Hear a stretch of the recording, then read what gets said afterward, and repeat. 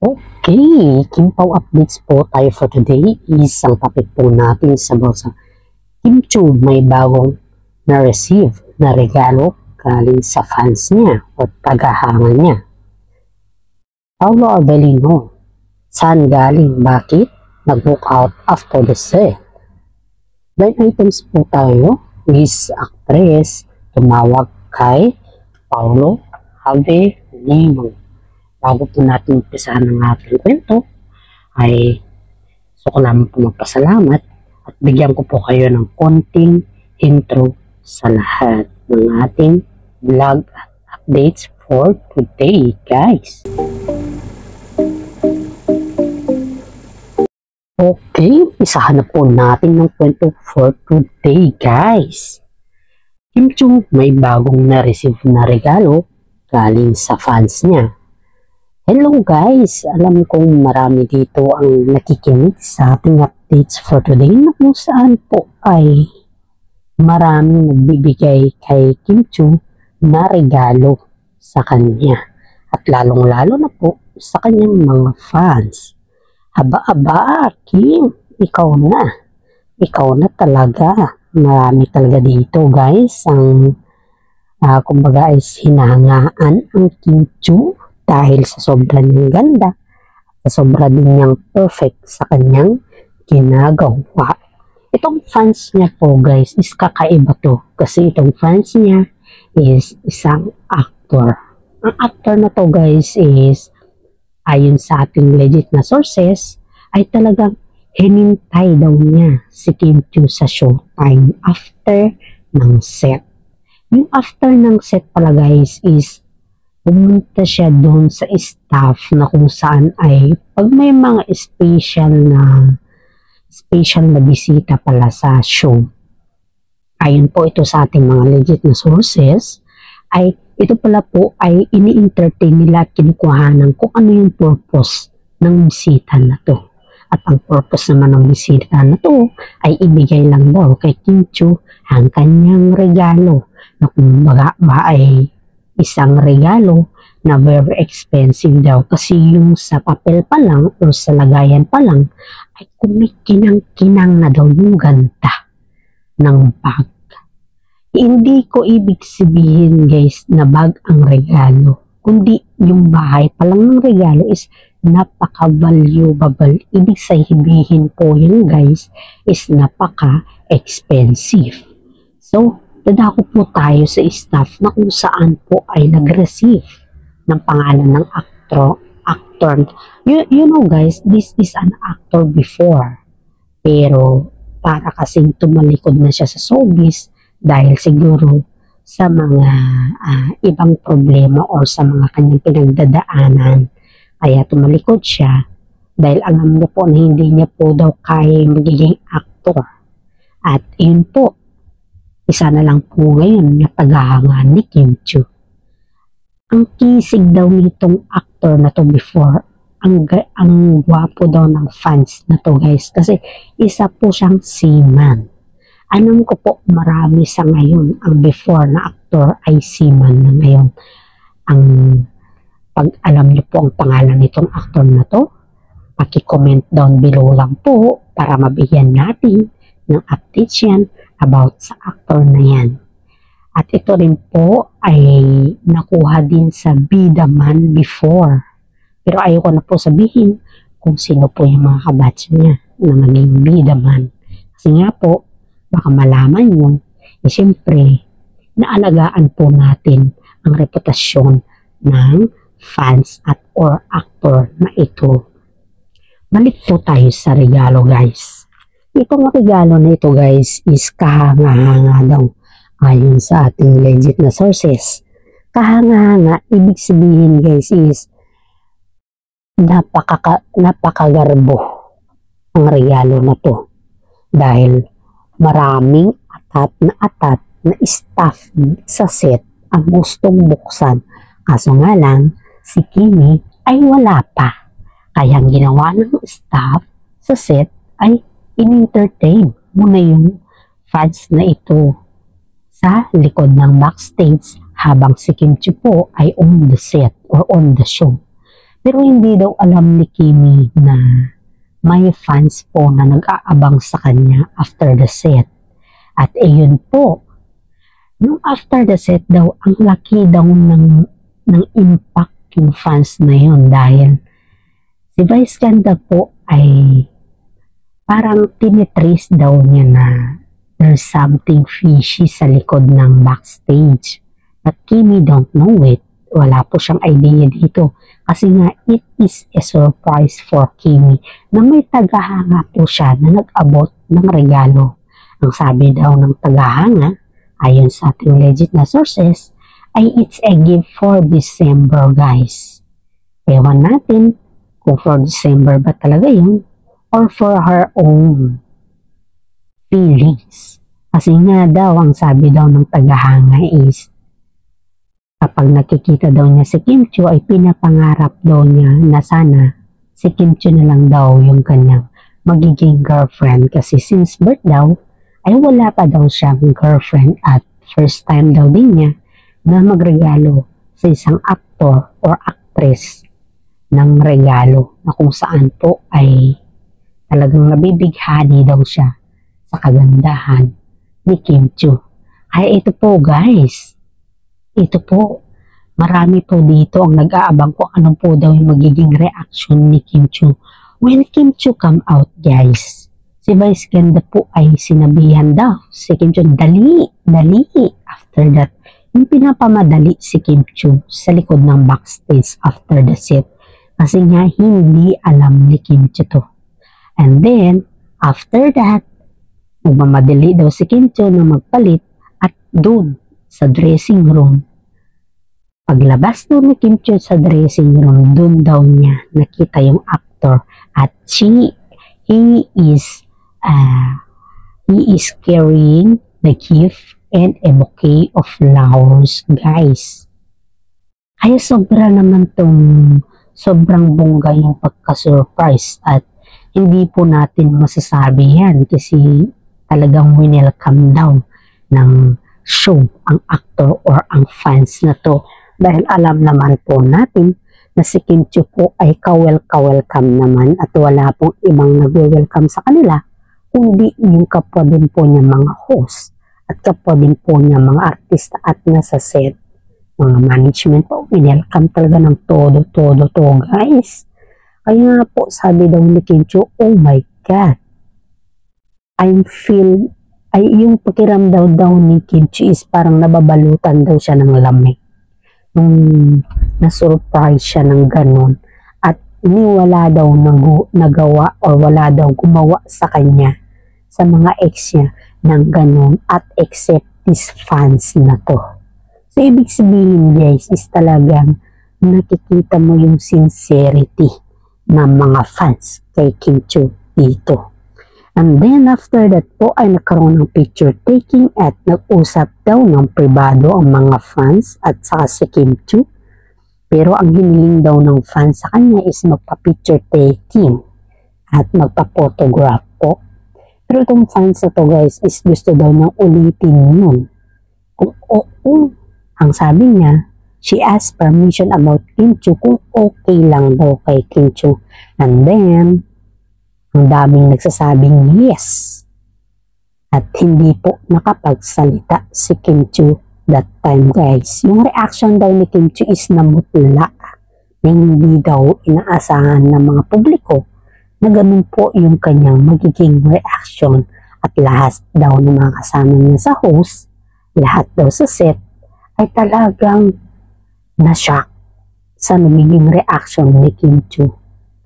Kaya, siyempre, ano kaya yung feelings ni Paolo Avellino? Tinatanong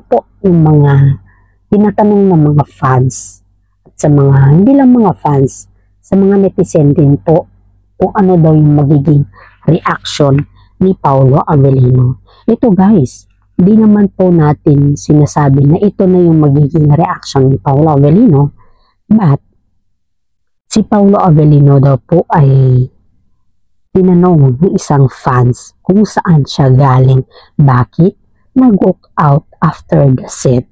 Yun ba yung natunugan na ba ni Paolo Avellino ang nangyari sa set? Or may kadahilanan kung bakit nag-walk out si Paolo Avellino. Ito po ay ikikwento natin para sa ganun malinawagan po ang lahat ng mga fans ng Kim Pao guys. Ito guys kung magustuhan niyo po yung ating content, isang like, isang subscribe, at isang comment lang po. Masaya na po tayo dan. At hindi lamang po masaya, kundi masaya po tayong lahat dyan. Yan lamang po ang konting hiling ko sa inyo mga guys. Ito, dadako po tayo kay Paolo Avellino na kung saan ay nag-walk out siya after the set. At tanong po ng isang netizen kay Paolo Avellino, bakit siya nag-walk out after the set? At ano po yung nagiging reaksyon ng mga Kim Pao dito? Bakit nag-walk out si Paolo Avellino? Tara, alamin po natin ang kwentong ito. Ayon po dito sa ating legit na sources guys is kaya pala po nag-walk out si Paolo Avellino dahil masama daw yung kanyang pakiramdam. Ibig sabihin po yun, natunugan na ba ni Paolo Avellino ang nangyari sa backstage or sa after the set kay Kim Chiu? Siguro guys is hindi naman natin alam kung natunugan niya na. Pero ang alam na makaramihan is kaya daw sumama ang loob, sumama ang pakiramdam ni Paolo Avellino ay dahil po natunugan niya na.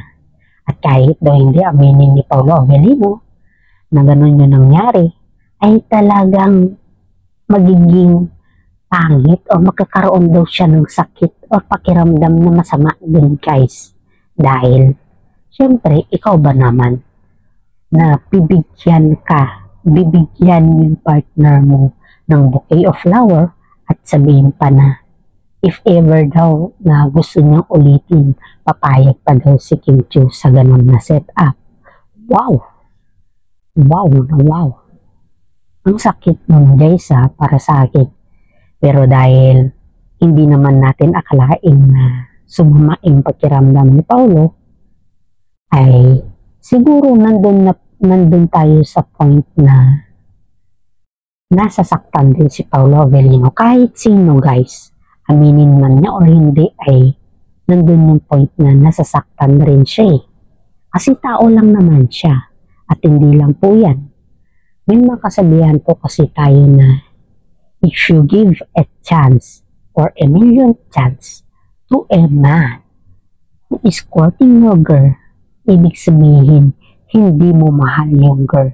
You just love him for only a purpose na sisikat. Diba? Yan po yung katotohanan dyan. Kung sakali mag-okay si Kim Chiu at kung sakaling papayagan naman si Paolo Avellino, si Kim Chiu na uulitin na naman yung fans na yun. Diba? Ang sakit. Pero dahil professional silang dalawa guys is, ang sabi daw ni Paolo Avellino, ayon sa ating legit na sources, ay gawa daw ng weather yung kanyang pakiramdam na biglang sumama at umuwi daw si Paolo Avellino na walang buhay or walang saya sa kanyang mukha. Kumaga sobrang lungkot to ng kanyang mukha guys. Ramdam natin yan guys. Alam natin yan, oo, andun na tayo sa weather. Andun na tayo sa sinasabi na a changing of weather. Pero hindi mo man aminin o kung ano man yan sa mata ng mga tao, ay nagsiselos si Paolo Avellino dito. Ay ito guys, pakiramdam po ng mga taga dito sa Kim Pao fans, ng mga ibang mga Kim Pao fans na international po guys is talagang mahal na mahal ni Paolo Avellino si Kim Chiu dahil sa dami daw na naging katambal niya, ngayon lang daw siya nagkaroon ng sumama ang kanyang pakiramdam. At dahil daw yan sa weather. Kundi ba kaya ba Pao is dahil nagsiselos ka sa katotohanan? Or dahil sobrang mo lang mahal si Kim Chiu? I-comment down below nyo lang po yan guys. Alam pong gigil na gigil kayong mag-comment dito. Tara, ibigay na po natin ang comment natin Isang comment lang po guys, huwag yung tag-tag na comment. Maraming salamat po. Ito tayo guys. Iniimbitahan po natin yung lahat ng ating mga fans yan na sana naman po i-share niyo yung ating content dahil ito po ay nakakatulong din po sa akin at sa mga fans din po natin guys. Ito guys, balik po tayo dito sa kung saan po ay pakiramdaman po natin si Paolo Avellino dahil alam po natin na pag pinapakiramdaman po natin ang mga artista na kung saan po ay paborito natin ay swak na swak po tayo dyan.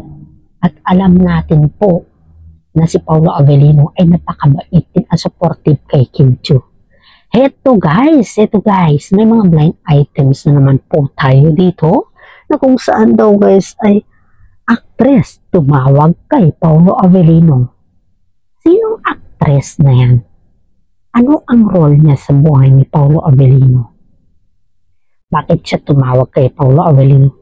Is that an emergency po? Bakit kailangan masagutin na nasa set ka? Ano kaya yung rason kung bakit siya tumawag kay Paolo? Sino kayang actress na to?